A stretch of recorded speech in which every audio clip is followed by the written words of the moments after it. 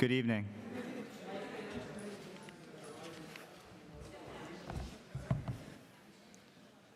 My name is Logan Court, and I'm a student project manager at the Clark Forum for Contemporary Issues at Dickinson College. Before we begin, I would like to take a moment to acknowledge that Dickinson College is on the unceded lands of the Susquehannock Nation. We acknowledge the many indigenous peoples that lived with these lands, as well as the thousands of indigenous children forced into the Carlisle Indian Industrial School in 1879 as part of a federal cultural eradication effort. On behalf of the Clark Forum, the Departments of Political Science and Military Science, and the Middle East Studies program, I would like to welcome you to tonight's event, Reflections on 9/11, 20 years later. Reflecting on 9/11 is a complex task. Unlike most historical reflections, it's not a celebration of how far we've come in the past 20 years. One part of reflecting on 9/11 is commemoration. We must pay respect for all those who have lost their lives on September 11, 2001, and we must honor those who have perished in the wars of the past 20 years that were spurred by the attacks on 9/11. Another aspect of reflecting on 9/11 is considering the many ways the United States and the rest of the world have changed since 2001. 9/11 forever changed the way the U.S. thinks about national security and terrorism, which has crept into the lives of us all. As well, according to the FBI, xenophobic hate crimes against Muslims soared to an all-time high in 2001 and have remained far higher than pre-2001 levels since then. Additionally, the U.S. has spent over $2.26 trillion on war efforts in Afghanistan and Iraq, as well as another $815.7 billion on nation-building efforts in Afghanistan. Tonight's event and the 20th anniversary of 9/11 follow the completion of the U.S. withdrawal and the tragic evacuation of Afghanistan, which left the Taliban in charge of the country. The withdrawal has left an increasing number of internally displaced people in a dire COVID-19 situation with roughly 96,000 current cases and nearly no medical supplies to treat those patients. I was only 9 years old on September 11, 2001, but my very first memory is a snapshot from that day.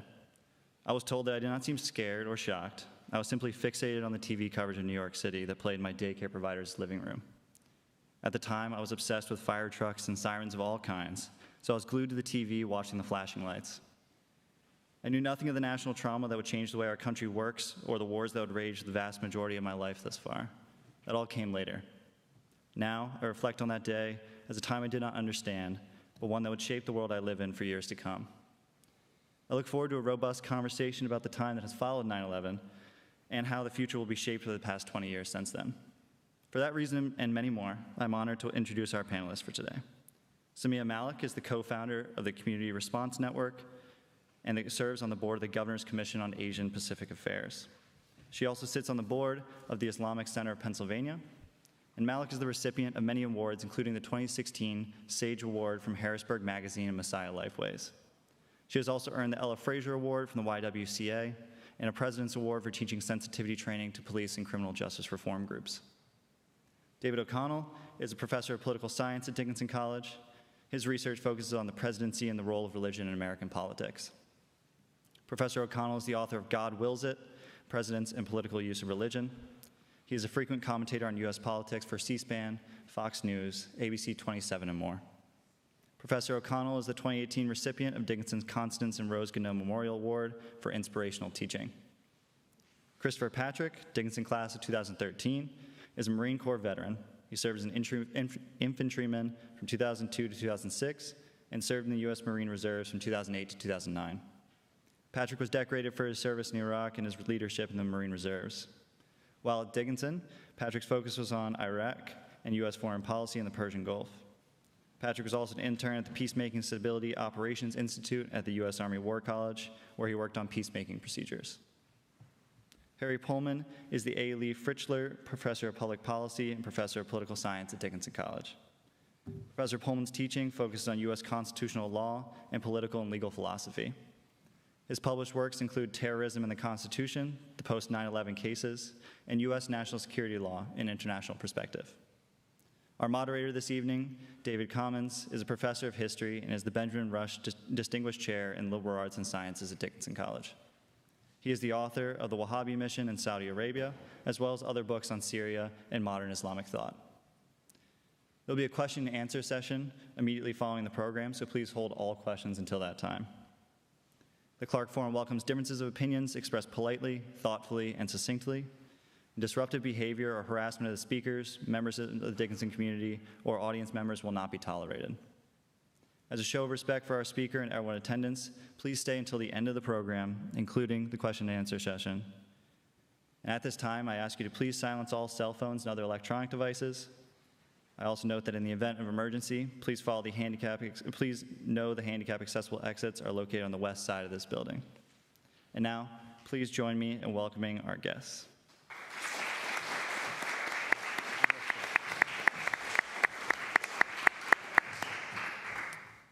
So I really want to thank Mark Aldrich, Executive Director of the Clark Forum. Can you hear? Lower this when I speak? I haven't done this before. Okay. Hi. And also Sarah Markowitz from the Clark Forum for agreeing to assist with presenting this program. Very briefly, I just wanted to let you know that I think it's extremely important for Americans today, especially for Dickinson students who really have no recollection of the events of 9/11, to pause and reflect on what that event has meant in the United States for the last 20 years. We could do other events for what it has meant for the Muslim world, for individual Muslim countries. We could probably do a whole semester. But I just wanted to have one event to focus on what it has meant for Americans personally and in the broader scope nationally. So I've asked the speakers to present for 8 to 10 minutes so that there's ample time for question and answer with the audience. We're going to begin with Chris Patrick, and then Samia Malik will speak, and then Professor Pohlman will be third, and then last Professor O'Connell, and then we'll have question and answer. So please welcome Chris Patrick.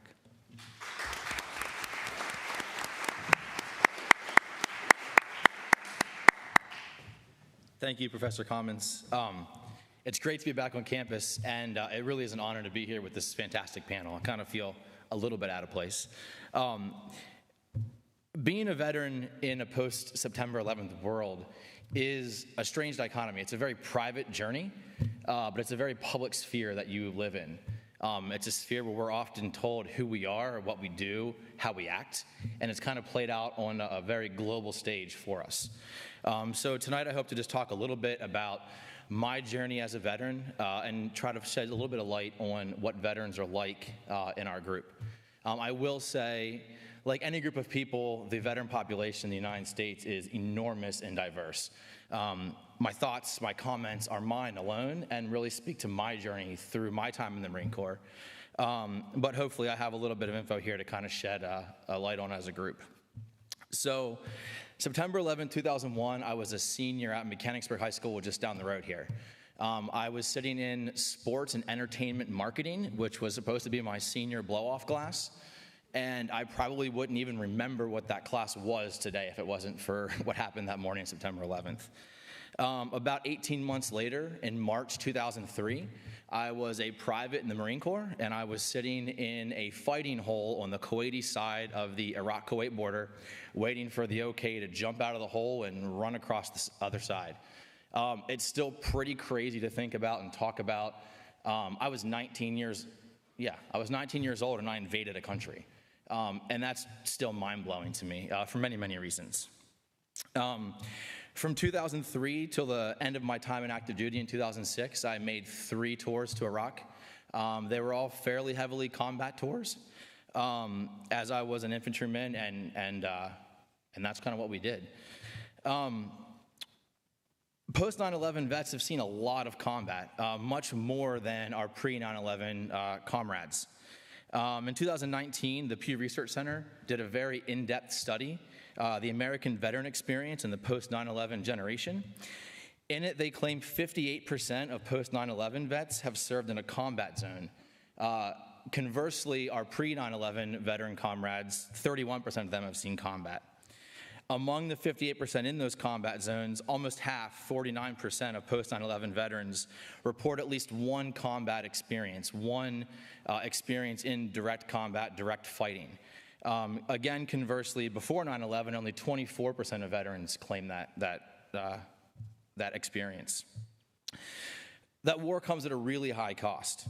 74% of combat veterans report in that study to have known someone who was wounded in action. 62% of those vets claim to know someone who was killed in action. It's something that you carry very personally. Again, it's that very private journey. I've lost way too many of my own friends in combat in Iraq who've never made it home. So moving out of combat, transitioning from that world, that heavy combat, that constant deployment over and over and over again, back to the United States.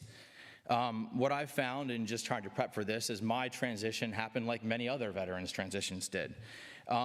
It's a very difficult transition to make. You come home, and military service has been so commercialized in our country that apparently, to me, Budweiser and the NFL knew more about what it was to be an American veteran than I ever did. Applebee's determined that my pain and suffering and my lost friends were worth a free cheeseburger on Veterans Day, and Lowe's offered me a 10% discount to go buy paint. That doesn't play very well in the mind of a veteran who's trying to process and deal with combat scenarios and coming home and being paraded and showboated through baseball games and hockey games as some kind of stage prop.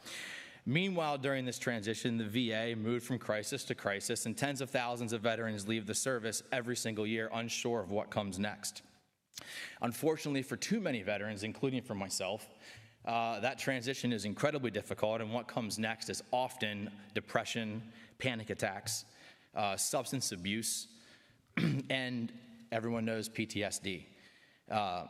Myself, I transitioned out of active duty in 2006, and for 2 years I fought substance abuse, depression, panic attacks, and I was finally diagnosed with PTSD in 2008. Excuse me, it's still really hard for me to talk about it. Earmuffs to my mother, who's hearing a lot of stuff for the first time right now in the audience. But my journey is not uncommon. 47% of post 9/11 veterans experience a traumatic event while they were in the service, compared to 25% of pre-9/11 veterans. So that's almost twice as many veterans have reported traumatic experiences. Similarly, of that number, 36% report having PTSD related to their military service, which again is almost double of our pre-9/11 comrades. This leads to very terrible consequences. The Iraq and Afghanistan Veterans of America, which is the largest organization for what we call new veterans or veterans since 9/11, in their last member survey in 2020, 62% of the respondents reported that they personally knew at least one person who took their own lives after military service. That's one, just one person. My first bout with suicide was someone I went through training with that killed themselves in a porta-john in Kuwait. And from there, it really didn't get much better. Too many veterans are losing the battle. 44% of respondents in that IAVA survey report thinking of taking their own life since they joined the military. 44%, that's almost half of reported post 9/11 veterans who have thought about taking their own life. Again, while that's not a path I've gone down, that's something that I have way too much experience with in my own comrades. But it's not all hopeless. I have written here, we fight on, that's what we do. We're veterans, we learn how to fight, we learn how to survive. 64% of veterans today report having used their GI Bill benefits to go to college, as I did here at Dickinson. 82% of those who are going to college have either graduated or are still enrolled, which is a fantastic rate considering what these men and women have gone through to get to campus. In 2018, the CBO reported they estimated spending $10.7 billion on veteran college benefits in 1 year alone.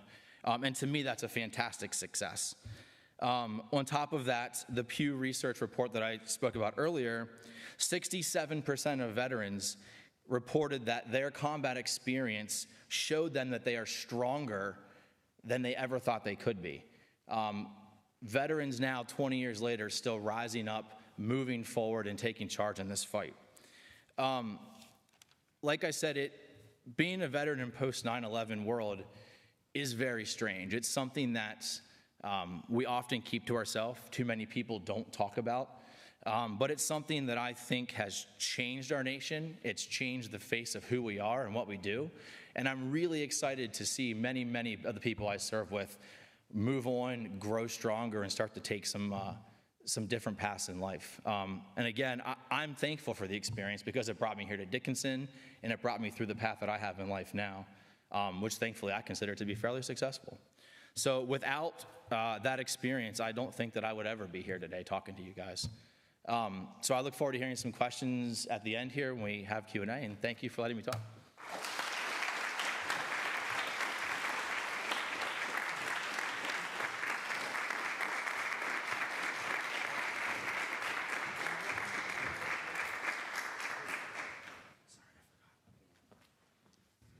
Can't forget this.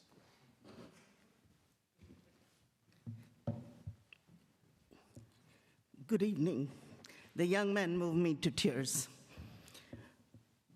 On that horrific, heinous day that our country was terrorized, what I think of, besides the heinous crimes that was committed, is courage, compassion, and coming together as one nation for just a few days until Islamophobia struck. Then again, it's still compassion and courage for me. On that day, I did not realize what was happening. My sister called me. In those days, I wasn't a TV watcher. I am now. When my sister called me, I thought, this has to be some kind of malfunction or an accident. Then slowly I found out, no, it was willful. I said, which butcher, what kind of animal would do this? Then started switching TV channels. What do I hear? Islamic terrorist, oppressed woman, kill them, bomb Mecca. So it started. My two children were in Penn State at that time, and my son happened to be the president of the Muslim Students Association. He had a death threat. My daughter and her African-American friend both wear the scarf, were stoned. They would not be let into a bus, the college bus. So immediately, the professors, the teachers, the college, the administration was wonderful. They said, this cannot happen here. And the churches around them surrounded them with picnics and offers of children coming to their homes to stay and stay safe. All our Muslim organizations were saying, stop, don't go out, be safe. So the first week I stayed at home. The second week, I started getting emails. Because you see, before that, I led a beautiful American immigrant's dream. I had a beautiful life. I did a lot of good things together with my interfaith friends and at community centers and soup kitchens. So I knew all these people. They started emailing me. We'd like to come to your masjid for the sermon. We'd like to be there for you. How can we help? So again, the next Friday, I decided to go to be with all my interfaith friends. And what did I see? The courage and compassion. Well, now I know that Graham Spanier and Joe Paterno is not in the best of lights anymore, but for me, they will always hold a soft corner because they protected my children. And one of the restaurants, when my daughter and her girlfriends were sitting all with the scarves, Joe Paterno walks up to my daughter and says, ask them where are they from, what are they studying, and ask them if they're being harassed or anything's been happening to them, and they did tell them their personal stories. And he gets up and he says, well, next time anyone comes close to you, you let me know, I'll send the boys after them. So this is the courage and compassion that I choose to remember. But I also know we lost a lot of our civil rights. The Patriot Act came about. Homeland Security came about. NCERS came about, where students, there are about 300,000 students that had to register. They had to be from 25 of the Muslim countries. If they didn't, a lot of them, 13,000 were rounded up. They were either sent back home, they just disappeared. Nobody knew where they were, or they were in detention centers. So we are still paying the price. There's a lot of bullying going on. Now, what I say to everybody is, we need to remember this day. We need to learn lessons, how we can do things better, but at the same time, teach it with compassion, teach it with cultural sensitivity. Right now, sometimes in schools, the teachers are picking out Muslim students to role play that they were terrorists. And our kids are terrified of these days. The one day it starts, right after school, they're being called terrorists. Osama bin Laden, Al-Qaeda, your mom. I have on my phone a Snapchat message where it tells a young kid who is 12 years old, Hassan, to kill himself. And if he didn't want to be made fun of or picked on, he needs to pay them. And this little kid was stealing money from his mother's purse to pay off these kids. So there are a lot of things that happened to the Muslim community, a lot of negative things that did happen. The war on terror, the axis of evil, included 85 countries, according to my numbers are a little different. I got my numbers from the Brown University, Watson College of International and Public Affairs. The cost of the war is crazy. I wish we could use that to do other things in our country and elsewhere.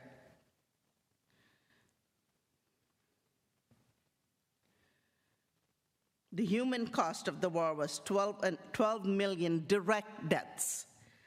There were a lot more after that. And 21 million displaced, the infrastructures in those countries, healthcare, education destroyed. This is only in Afghanistan, Iraq, and Pakistan. The financial cost was $59 trillion. That is 32 million an hour. Again, this is according to Brown University, Watson Institute for International and Public Affairs. So I would call these terrorists extremists and terrorists. Just like KKK is, they use religion, but they bring about fear, correct? And the media has not been very friendly to us. According to ISPU, Institute for Social Public Policy, the 80% of the coverage in the news media is negative. If the perpetrator is a Muslim, he's 7% more likely to be covered negatively. So these are some of the numbers that I have briefly to talk to you about. I can just personally tell you about things that have happened to me, and I could go on for hours. And on the 15th of September, the first person was killed, and he was not even a Muslim. He was a Sikh American. There was the only person killed in the Harrisburg, Mechanicsburg area was a Sikh person who was a gas attendant in the Mechanicsburg gas station. The Sikhs were affected. Hindus were affected. So this really does not get us, our mosque was surveilled. It does not benefit us. It benefits us to befriend us and work together. Again, I will choose to remember the courage and the compassion that I got from this horrific day. And of course, my heartfelt love for the veterans who went there and protected us and came back with all the issues that this young gentleman just described.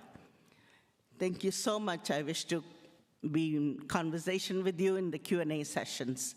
Thank you.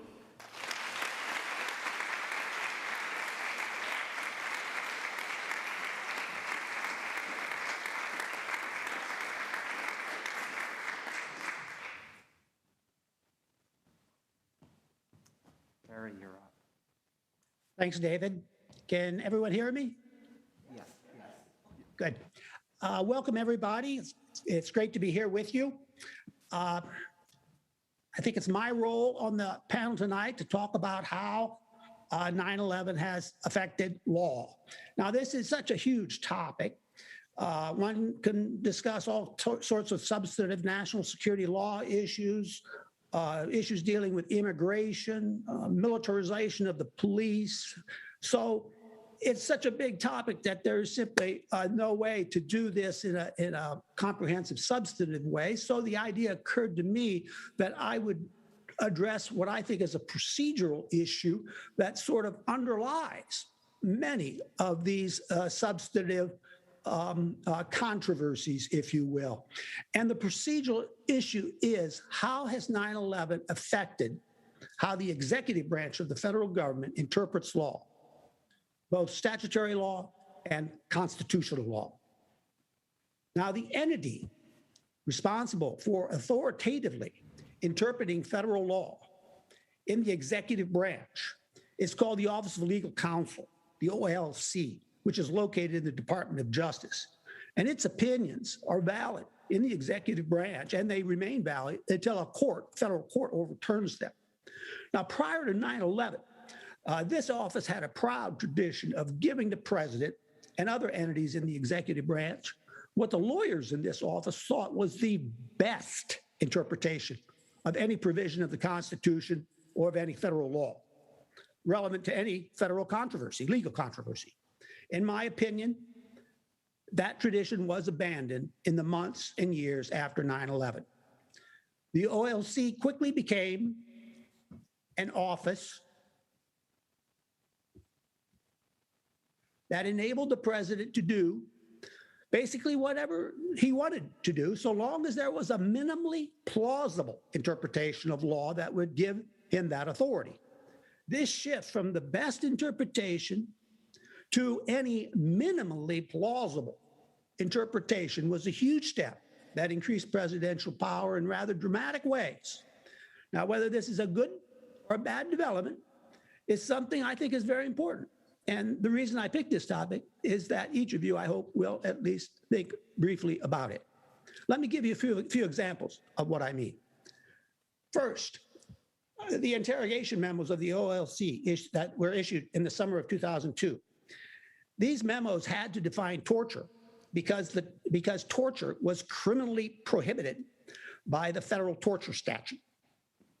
So what these memos did was interpret the term torture in that statute very narrowly, such that an interrogation technique was not torture unless the pain was so severe as to be, and I'm quoting here, likely to result in permanent and serious physical damage that rises to the level of death, organ failure, or the permanent impairment of a significant bodily function.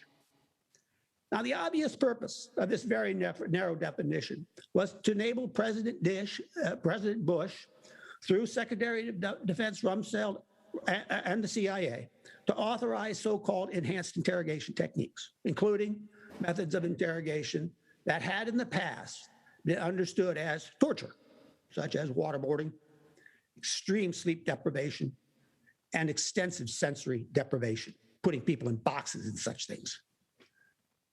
The second issue I'd like to bring up, the OLC issued legal opinions that interpreted Article 2 of the Constitution that enabled President Bush to establish what was called the President's Surveillance Program, also known as Stellar Wind. However, this surveillance program clearly violated an act of Congress. It's called the Foreign Intelligence Surveillance Act. This law prohibited collecting foreign intelligence from wire and radio communications, both telephone and internet communications, that would include email then, inside the US without a court order by a judge. But the Bush administration administered and implemented this surveillance program without any such order. And this program collected both substantive communications and what is called communications metadata. And it not only violated this federal statute, but it collected substantive communications and metadata, admittedly, of millions and millions of innocent, of Americans that had no contact whatsoever with international terrorism. Third, let me discuss briefly presidential war powers. After 9/11, Congress enacted an authorization for the use of military force called the AUMF. That gave the President Bush the authority to use the military against those who were responsible for the attack and those who harbored them. If read in a straightforward manner, this AUMF authorized the use of the military against al-Qaeda and the Taliban. But the Bush administration interpreted the AUMF in a manner that authorized a global war on terrorism. It could do so because OLC lawyers issued opinions which permitted the use of military force not only against those who were responsible for the attack or those who harbored them, but all of their so-called co-belligerents. Now, this term co-belligerent historically arose in the context of wars between states that were allied together by formal treaties, so that there was no question as to who was and was not a co-belligerent. For example, Japan and Italy were co-belligerents of Germany during World War II. The relationships between radical non-state Islamic groups, however, are far more tenuous. They don't have treaties. And so this kind of amorphous nature of the relationships enabled the executive branch to exercise almost complete discretion to decide whether an Islamic group was sufficiently related to al-Qaeda to justify the use of military force. And of course, what this led to then was this global war on international terrorism that has evolved into what is now kind of referred to as the forever war, because there will be no end to it. And even though we have withdrawn troops from Afghanistan, this in no way, in my opinion, is going to affect this continuing war on international terrorism around the globe. And just to give you a sense of the numbers here, it has been estimated that this interpretation of the AUMF has, over the last 20 years, been used to justify 41 different military operations in 19 different countries around the world. And I doubt very much whether Congress intended any such widespread global war when it enacted the AUMF.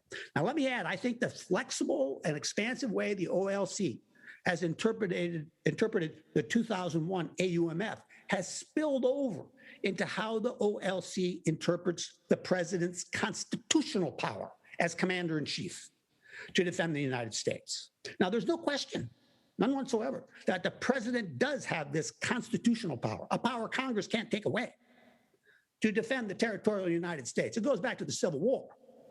And that's very clear. Now, over the 20th century, I would suggest that this power has broadened somewhat to include a constitutional power to defend military personnel stationed abroad, or to defend American citizens abroad whose lives are threatened. But since 9/11, the OLC has broadened this presidential defensive, constitutionally rooted power to include defense of informal allies, and the defense of international regional stability, and to defend what are referred to as U.S. interests. All of this without congressional authorization. A few examples. The OLC issued opinion that authorized Obama's 2011 attack on Gaddafi's regime in Libya. This opinion claimed that the president had authority to protect, and here again I'm quoting, important national interests even without specific prior authorization from Congress. So this defense thing has been expanded so much that it is almost impossible to distinguish it from offense. A similar opinion was issued when President Trump in 2018 attacked Syrian chemical facilities, sorry. This opinion claimed that the president had constitutional, again, not statutory, constitutional authority to promote regional stability around the world, to mitigate humanitarian disasters, and to prevent the proliferation of chemical weapons. And lastly, the OLC issued yet another opinion when the targeted killing of General Soleimani occurred. He was the leader of the Iranian Quds Force, and therefore a senior Iranian political figure. And this opinion relied heavily on the notion that the president can use military force to defend any national interest, anything that he takes to be a national interest, so long as the president, here again I'm quoting, could reasonably determine that the nature, scope, and duration of hostilities directly resulting from the strike against Soleimani would not rise to the level of a war for constitutional purposes. In other words, it's up to the president to decide whether to risk a full-scale war without any congressional authorization. The last thing I will mention, let me close, by suggesting that this kind of expansive view of presidential authority in the national security area has spilled over into the domestic side. 3 quick examples. Obama's executive order that is referred to as DACA, which shielded people from deportation, people who were illegally brought into the United States when they were children, and gave them right to work permits, health insurance, driver's license, in-state tuition, other educational benefits. Again, all without congressional authorization. And President Trump transferred funds from the Defense Department to build his border wall, even though Congress specifically denied him the use of this funds for this purpose. He did it anyway. And lastly, just last month, in August, President Biden renewed the CDC's eviction moratorium, even though he knew from the Supreme Court's July opinion that in all likelihood, and it turned out this way, that it was illegal. He did it anyway. He said that, well, yeah, it might be illegal, but I'll be able to get a little bit more money out there. Now, this all might be good policy. It might have been the better policy outcome to have this eviction moratorium extended. But the more we get used to this idea that the president is the one who calls the shots, I think this has, whether these are good developments or not, it has a huge impact upon the constitutional system of separation of powers and checks and balances and the basic notion of the rule of law. And so I'll leave it there. Thanks for listening, and take care.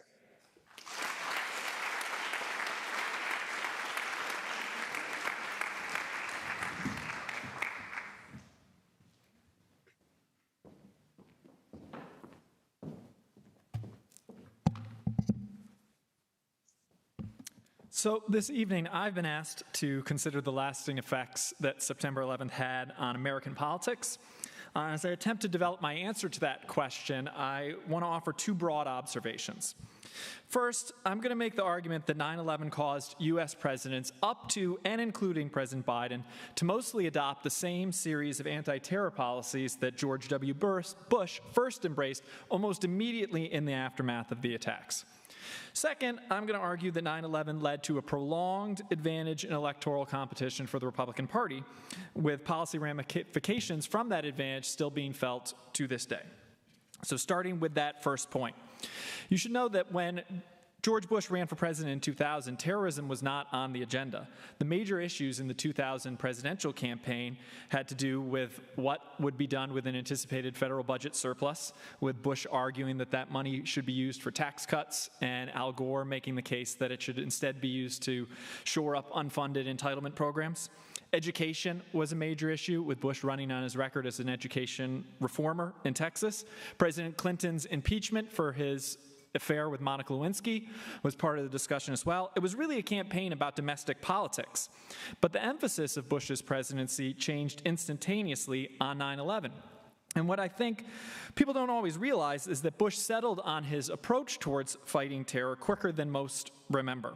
Indeed, on September 11th itself, there was a substantial debate within the administration about what Bush would say in his address that evening to the American people from the White House, the third time that he had spoken to the country that day. Ultimately, the decision was made that Bush would articulate one part of what would become the constellation of policies known as the Bush Doctrine. In a key passage of the address, Bush said, and this is on September 11th, "The search is underway for those who are behind these evil acts. I've directed the full resources of our intelligence and law enforcement communities to find those responsible and to bring them to justice.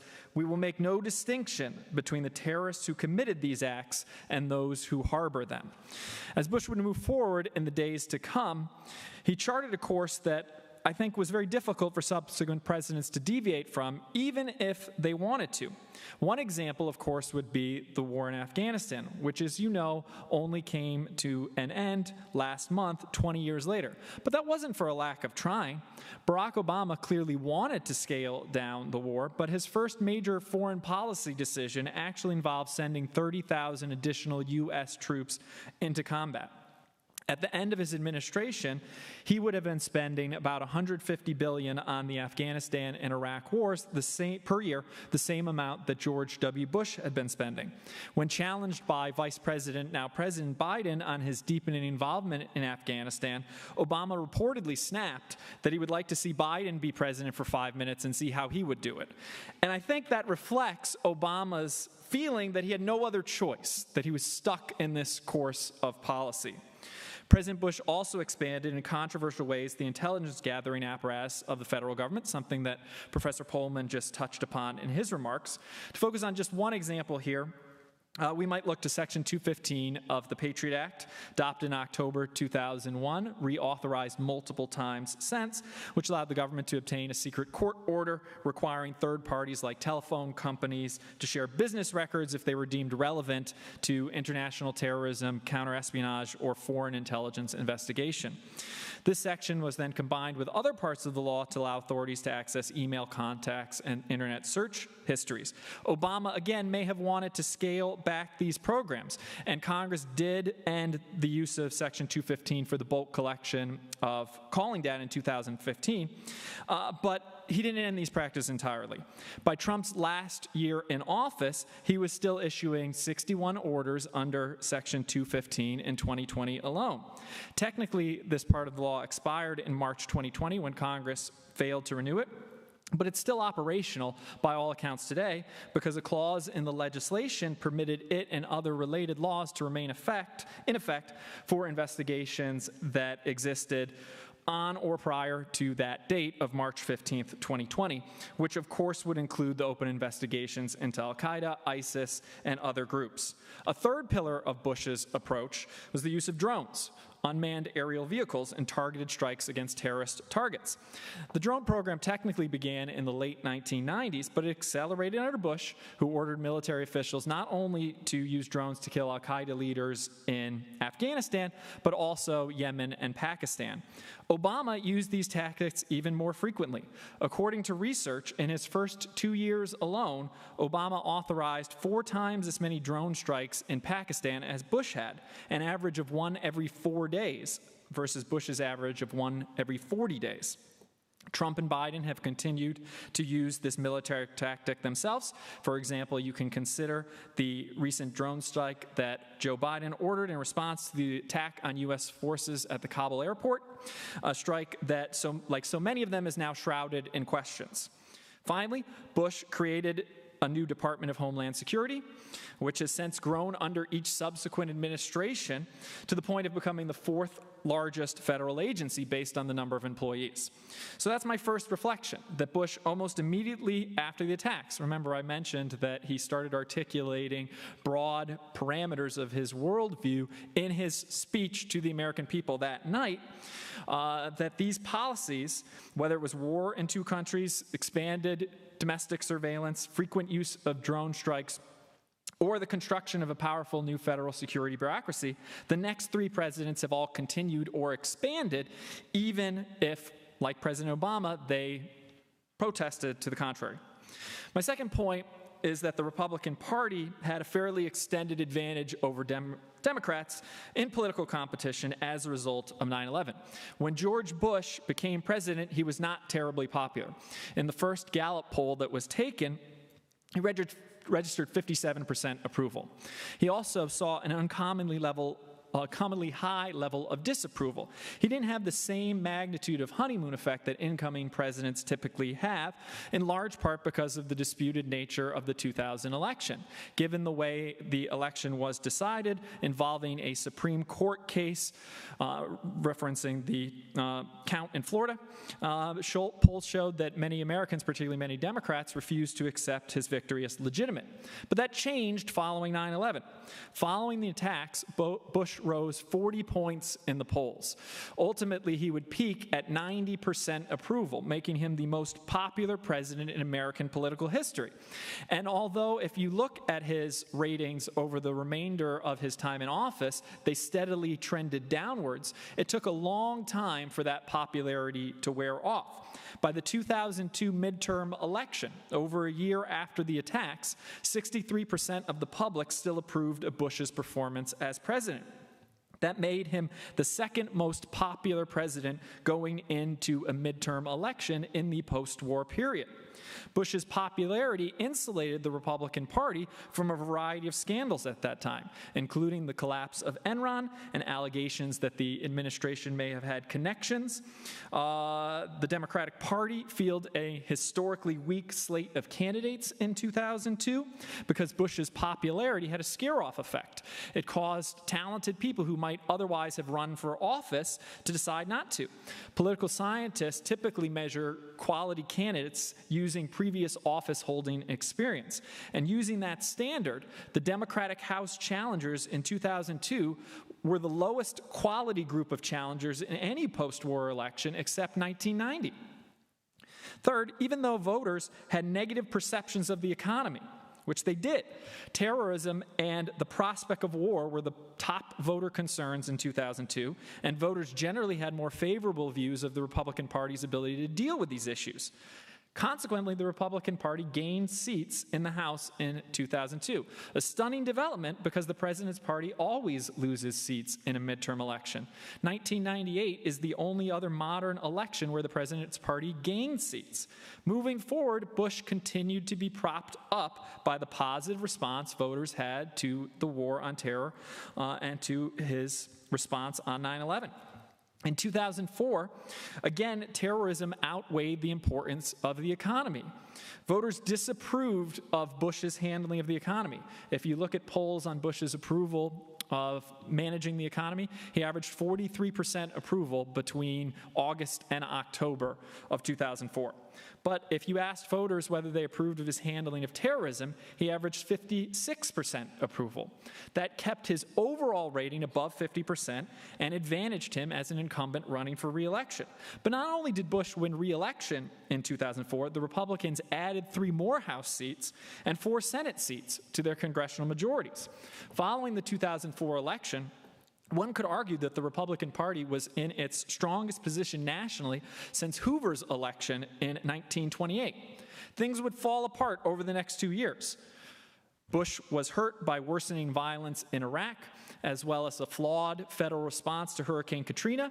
The Democrats would recapture control of both houses of Congress in 2006, but because of 9/11 and how the public rallied to Bush afterwards and prioritized the importance of terrorism in its decision-making, the Republican Party won a presidential election and expanded its reach in Congress in historic ways, causing the Republicans to have unified control of the national government for most of a 6-year period. And so many legislative outcomes would have been different, not simply talking about foreign policy, but domestic policy as well.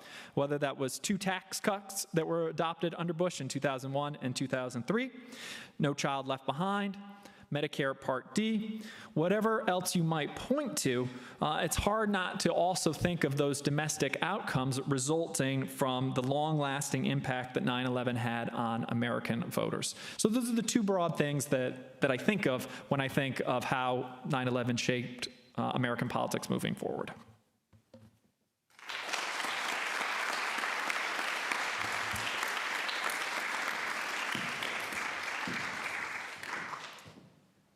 Thank you, David. Do we have mics to reach people in the audience? So are you going to take over this? Yeah, thank you so much. Thank you so much to the panelists. It is now time for the question and answer session. Because this event is being recorded, please raise your hand and wait for a microphone to reach you before asking your question. We reserve the first questions for students, and then we will open up to the rest of the audience. As a show of respect for our speakers and everyone in attendance, please stay until the end of the program, including the question and answer session. We will now take the first question.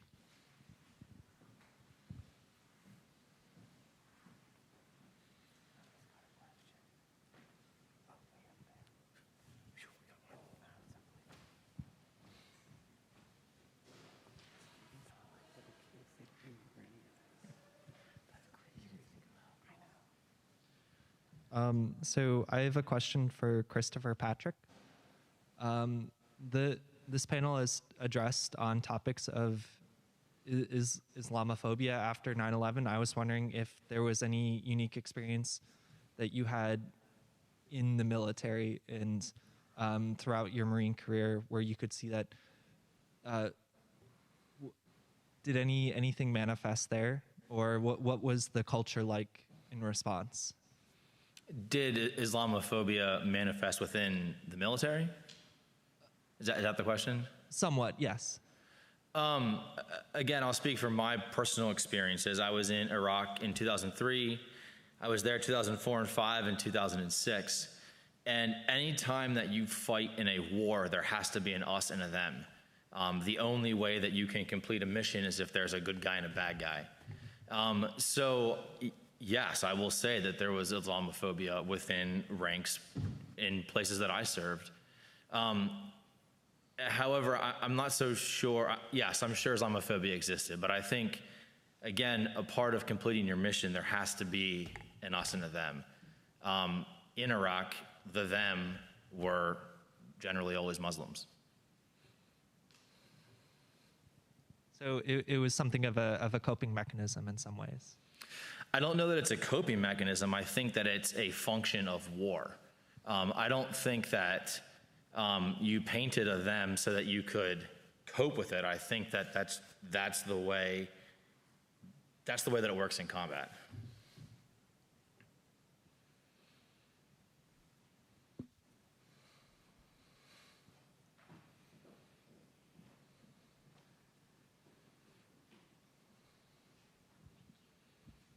My question is for Christopher Patrick.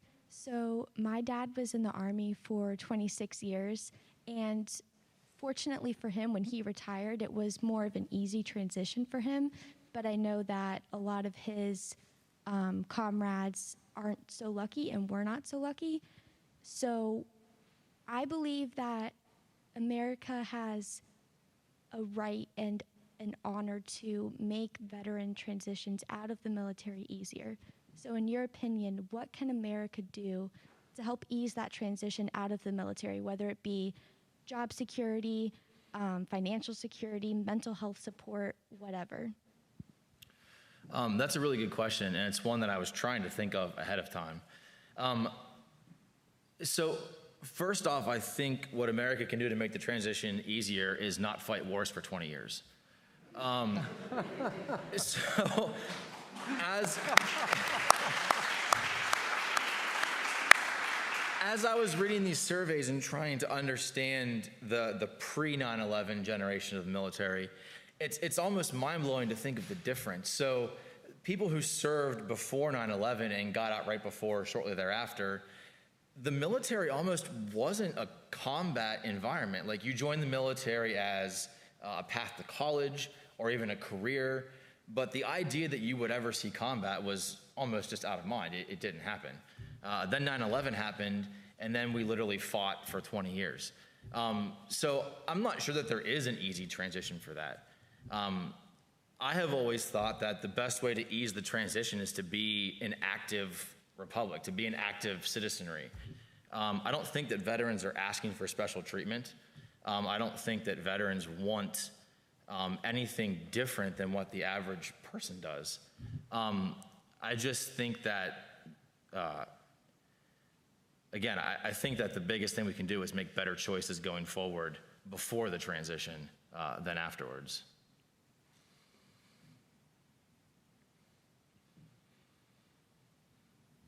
Hi, thank you so much for coming, to all of you. I know this is a very sensitive subject to talk on, and I think everybody here appreciates everything that you guys have said. But I have a question for Samia, Malik, if that is okay. I was going to say, how do you face those individuals who think still that the Muslim community is somewhat responsible for this, to those who still think that? And how do you explain that the religion is a religion of peace instead of the one that is portrayed on the media? Great question. That's what I have become, is a spokesperson for Islam in this community. And it saddens me at times because before I used to talk about myself and tell people about myself, now I have to go around explaining what I'm not and what my religion is not. And although people around me are wonderful and cooperative, just last night I was switching channels and I saw Lindsey Graham on Fox Channel saying, oh, of course those Talibans are going to come after us because they don't like the way we live. What have I been talking about 20 years? You can't superimpose your culture on others. There is always going to be that. The year before the pandemic, I was at the library and we had a great conversation. I didn't know what was happening, but apparently there was a group of people that were threatening me, and the librarians had to call the police to walk me to my car and make sure I went home. It happens, but again, I come back to the courage and the compassion, and that's what I've been taught in my faith, and I believe all faiths teach that. It's just like our bad apples, there are bad apples everywhere, so we just have to overlook them. Thank you for that question.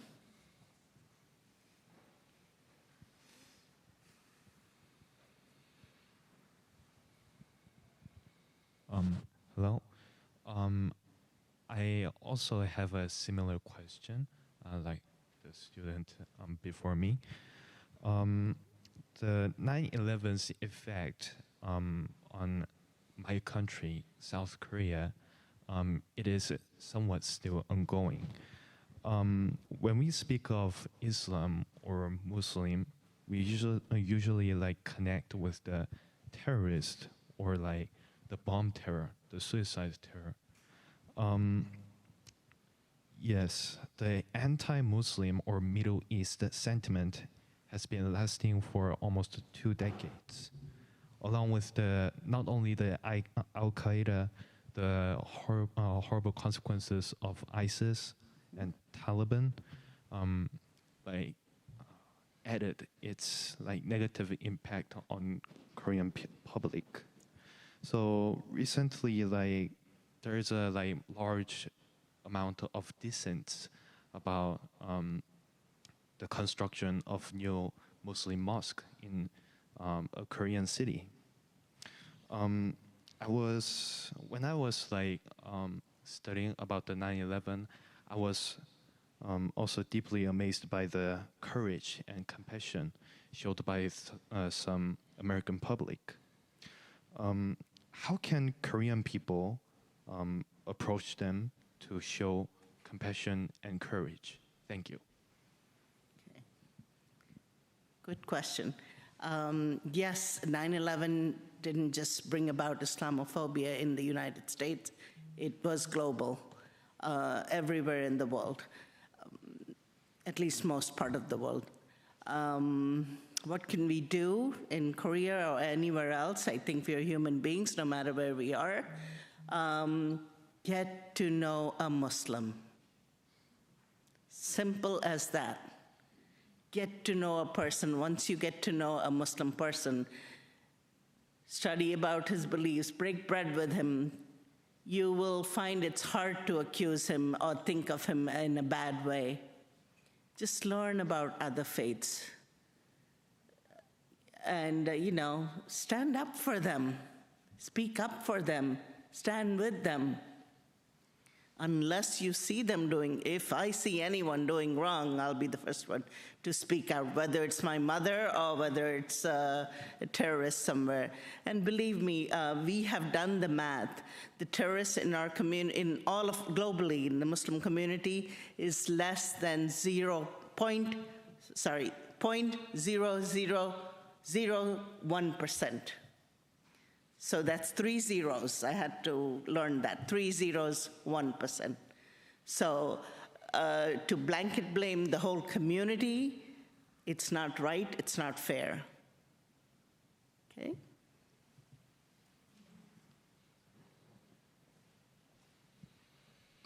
I have a question for Professor Pohlman. Can you hear me? Yes. In a country where growing up, we learned about checks and balances and holding the government accountable and things like this, to hear you speak about how the DOJ and the OLC specifically manipulated the Constitution to do what they needed it to do, to put it bluntly, I was wondering if either since then or just in general for future terms, if there's anything that would hold entities like that accountable for making the Constitution so malleable to fit their needs, if that makes sense. Well, I think, my main point is that this kind of flexible, expansive, malleable interpretation of the Constitution and the statute does provide, over time, produces a kind of a legal culture. We become acclimatized to it. It becomes a kind of a new normal.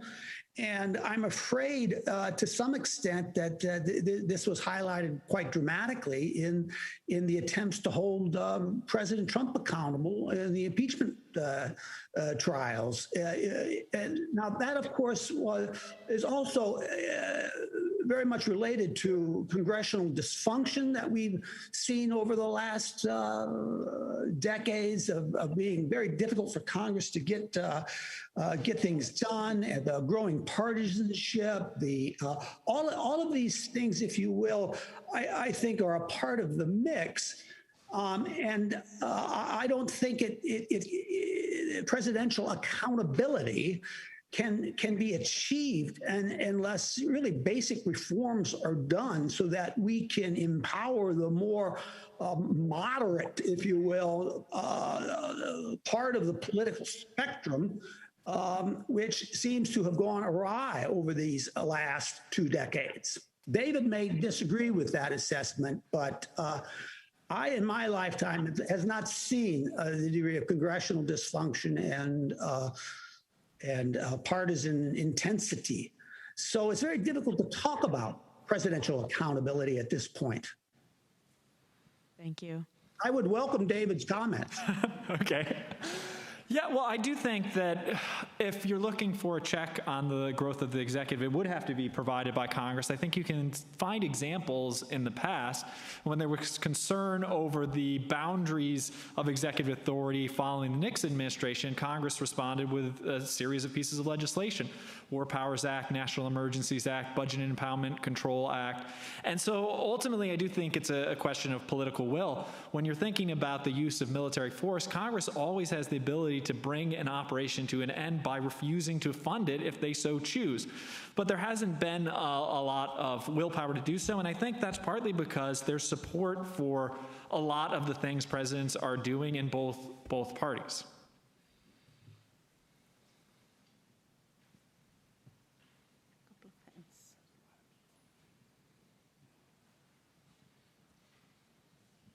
Hi, this is a question for Christopher Patrick. I just want to know what you'd say to someone kind of college age that is in the armed forces and is going into war that is pretty much created by all that this country did post 9/11.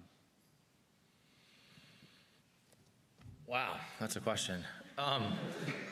Keep your head down. Good luck. I mean, when you make the commitment to join the military, I don't want to make it sound like veterans are are some, sad people who are doing biddings that we don't know about. If you join the military now, you know what you're joining into. My concern is when the other end of that bargain is not held up by the people who are bringing you into the military. But my advice to a college student now who's joining the military, one would be to read anything that you can about the past 20 years. My advice would be to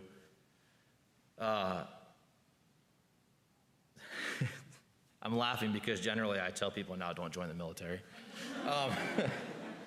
But yeah, my advice would be to read. My advice would be to go into it with a clear head and understand that you're joining a group that is based on order, that's based on discipline, and know what you're getting yourself into.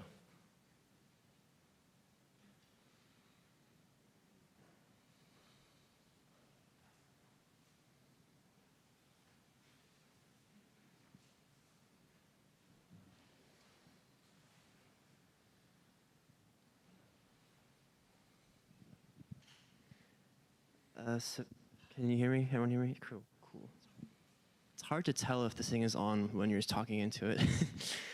I do have a question, but Mr. Patrick, I would just like to take a moment to thank you. I suffer from anxiety and depression as just a general thing, and my heart is killing me right now being out of my chest, but I find it difficult to tell anyone about it. I'm always willing to go on and on and on about how it affects my life, but I'm very, very touchy when it comes to how it really affects my life. And I would like to take a moment just to thank you for how honest you were. I know you're trained to fight wars and you've realized how strong you are, but I'm sure you know better than a lot of the people in this room that the mental capacity to know that you're stronger than what you really think you are is a much greater mountain to climb. So I'm not part of the military, but I really salute you for that, man. That was very brave of you, and I really thank you for that. I appreciate that. Honestly, that was pretty much the first time. That was pretty much the first time that I've openly even talked about it. And I think that's part of the problem with our veteran community right now is that nobody wants to talk about it. Staggering numbers of people in and out of the veteran community, yourself included, staggering numbers of people are dealing with these mental health issues. And nobody ever wants to bring it to the surface and talk about it and deal with it. And I think it's a big problem, again, not just for veterans, but for our entire community. I have long been a believer in the idea that those who are vulnerable give permission to let others be the same. So if I'm not an example of that, and if you aren't, then, who is? But to my question. My question, actually, if it's possible, I'm hoping I can ask the same question of two people, Samia and Malik and Professor Pohlman. In my spare time, instead of doing homework, I am very irresponsible and I like dreaming about owning a Lamborghini one day. Instead of doing my homework about, political science in high school or stuff like that.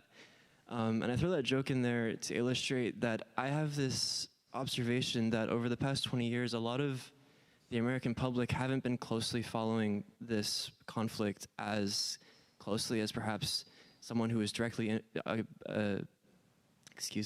directly affected by it, or a professor who literally spends their life studying it from a legal perspective. And I really would like to know from both of you, if that's possible, how, if you feel the same way, if the general public kind of speaks without really knowing what they're talking about, maybe perhaps that they stray into saying something that can hurt a lot of people or something, or can be wrong in a academic sense, a legal sense. But also how you feel about that, because I think that's something that we as members of a very affluent country really struggle with. We may be in an academic setting here, but outside of this, I'll say it, a bubble that we live in where we take the time to learn about everything.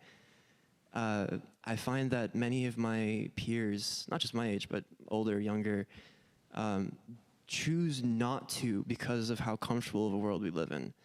And I'm really curious from both of your perspectives, if I may ask, how that's affected you and what you think about it. That's a question directed at me? Yeah? Both of whom? Okay, let me start then. I certainly agree that in the United States we have a profound need, I think, to elevate the public understanding of how the governmental system here in the United States was intended to operate and how it does operate. Justice Sandra Day O'Connor, for example, was one who spent a great deal of time giving talks around the country promoting civics education, so that she sensed that it is the case that we at this time have a public that doesn't understand really how the system was designed to work. And in terms of wars and national security, it becomes even more alien, in part, I think, because I lived through the Vietnam War where we had the draft, and obviously these issues of sending troops abroad and to fight wars was much more real back in the 70s. It is the case that 1%, have carried so much of the heavy burden in the type of professional army that we have. And even after 9/11, if you recall, President Bush advised the American public not to worry about the war, but to go shopping at the malls. And so I think you really have your finger pointed at something in regards to why this 20 years of war has gone on for so long. And so I agree with you, and if I understood your points.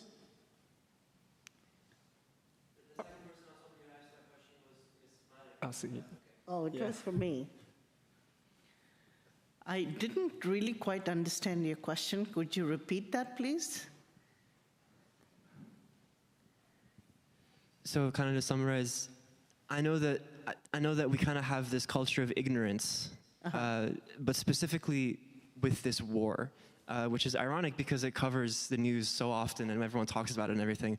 But like, to give you an example of what I mean, much of what all of you said, I'm hearing for the first time. I mean, Mr. Patrick, I've heard about Veterans Affairs for years, but and I'm 3/4 Iranian, so I can absolutely understand how it means from a Middle Eastern perspective. But Professor Pohlman, I'm forgetting your name with the F name. I'm sorry.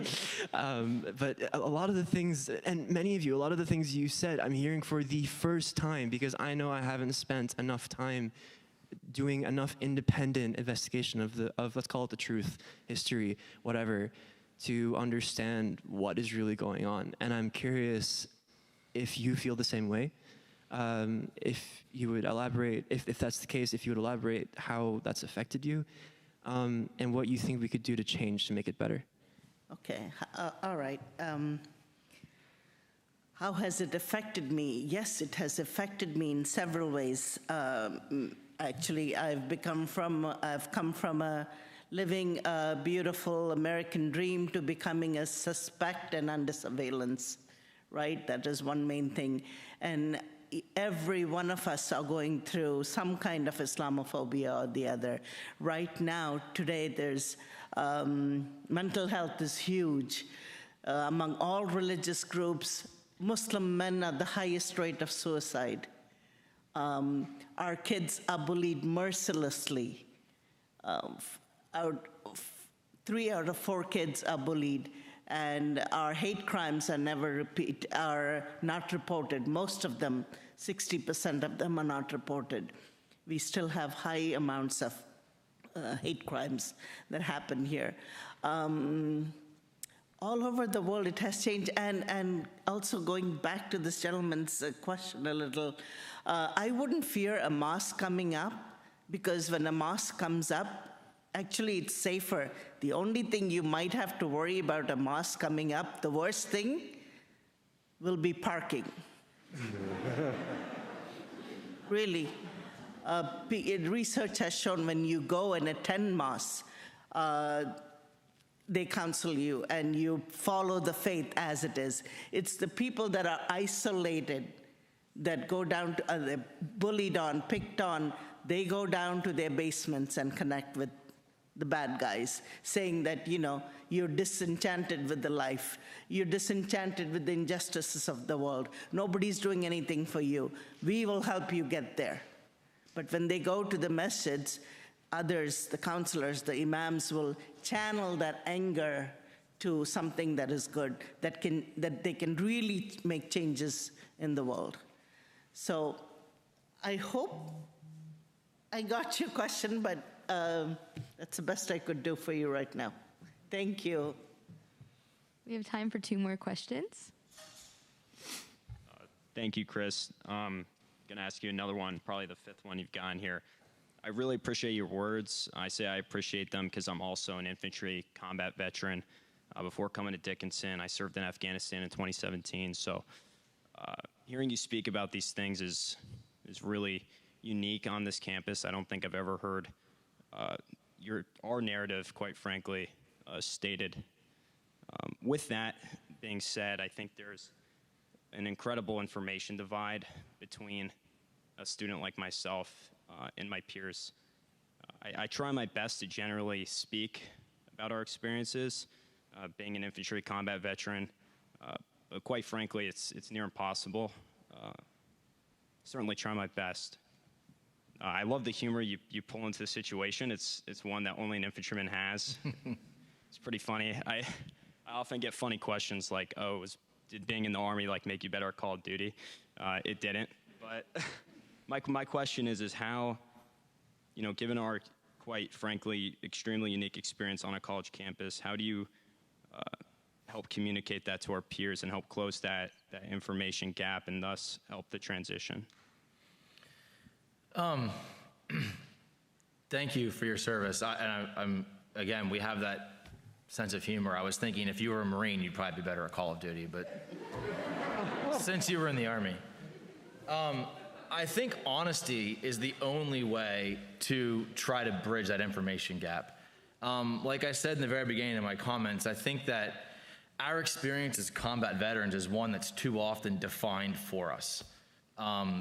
Everybody, again, from commercials, from politicians, from even generals on TV, everyone tries to define the narrative for us, and we rarely get to speak about it. I think being frank, being open, and being honest is the best way to bridge that gap. I remember when I started here in 2010, I was out of the Marine Corps for 4 years, and having those frank conversations with students in my classes, with people hanging out at the library. I think that we need more and more veterans coming of age and being willing to talk about what it was like and what we went through. Because like you said, the gap is just, it's deafening, the gap between those who were there and those who were at home at the mall. Very quickly, Chris was in my class on the modern Middle East, and I knew Chris had served in Iraq. I don't remember what semester it was when you were here, but I got to the point of the beginning of the war in Iraq, and I said, "So, Chris, is that right?" No, I appreciate that. I also want to take a moment to thank Mrs. Patrick. As somebody who has a mother who obviously witnessed what she went through, it's very appreciative of everything you and Mr. Patrick went through. So I'm going to give you a hand for all that you do.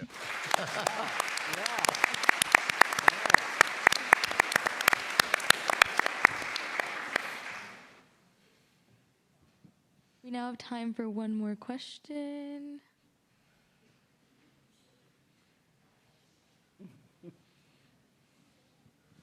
Hi, this is Tejas speaking, and my question is, near about 3,000 innocent people lost their lives in 9/11. Similarly, over 22,000 civilians across Afghanistan and Pakistan lost their lives in U.S. airstrikes alone. Over 70,000 lost their lives in different forms of combat. Over 2,000 American soldiers faced a similar fate. Quite frankly speaking, this is a question to every one of you.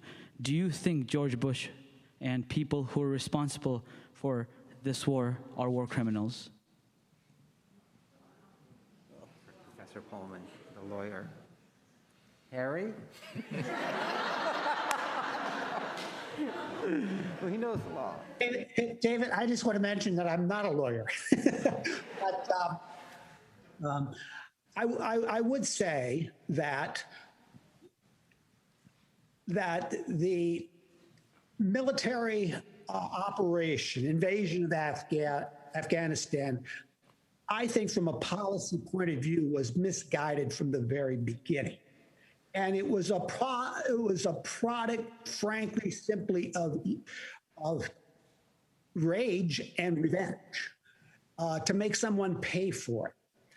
Now, John Keegan, who's a very brilliant British military historian, published, I think, 2 opinion pieces in The Telegraph, which is a British newspaper, before the United States went into Afghanistan, explaining very clearly why it would be a huge mistake. And he argued that the best option would be to go in with as a kind of a punitive raid, leave the Taliban alone as much as they left you alone, and go after al-Qaeda. Send in 25, 30,000 troops, and he did say this, kill them all. He said it would be the shortest, the most humane way to solve this problem. But instead, if you recall, the Bush administration allowed local Afghans to try to capture Osama bin Laden when he was up in those mountains, the Tora Bora Mountains, I believe they're called. And obviously, what happened is that they left them, Osama bin Laden and his associates, a way out, and they filtered into Pakistan. So was he a war criminal? No, I wouldn't go so far as to say that, though on the torture question, I think I would vote yes. Because those people voted, they knew what they were authorizing had been considered torture for decades, way back to the war in the Philippines back in the early 20th century. Waterboarding has been considered torture. We've already punished American soldiers for engaging in this back in the early 20th century. On that, I think it's a clear case of a war crime. But for the sake of the invasion itself, the war crime of aggressive war or something like that, I don't think it was intended for the purpose of occupying Japan, even though we were there for 20 years. We were there for 20 years because we got into this myth that we could create a stable, Western-oriented Afghanistan, which was a delusion from the very beginning. So I would charge the Bush administration with incompetence, making very stupid decisions, but also I would give them the break that it was made in a climate, a public hysteria demanding revenge, that mistakes like this are often made. Look at the internment of the Japanese during World War II. It's the same kind of a thing. And there too, public hysteria, public demands to have the Japanese removed from the community. This is what was driving public policy more than anything else.